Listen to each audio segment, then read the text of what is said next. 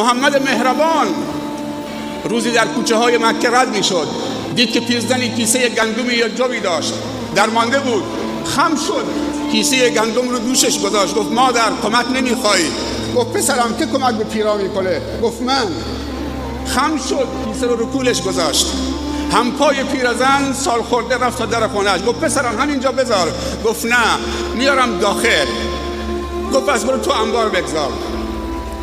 وقتی که میخواست خداحافظی کرد، میخواست بره، مادر صداش زد. گفت پسرم میتونی بر بگردید؟ گفت پسرم تو خیلی جوان مهربونی هستید، خیلی دلپاک و دل ظریف و دل نازک و شفیقی هستید، تو کمک به پیرزنی کردید، من پاداش مادی ندارم به تو بدم، اما یه نصیحت پاداش این خدمت تو مثل در تو گوشت باشه. گفت بفرما مادر.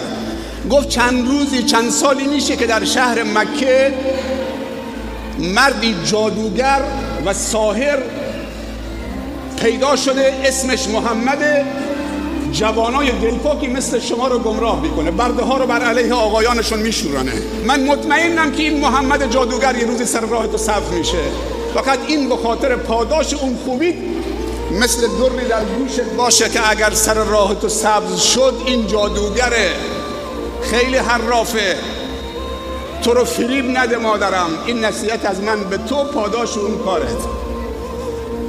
رسول الله صلی الله علیه و سلم مثل یک سرباز متواضع در مقابل ارشدش استوری ایستاده.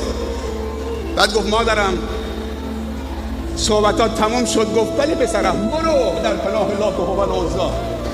گفت مادر این گوش تو بده من یه چیزی بهت بگم، من همون جوان محمدم،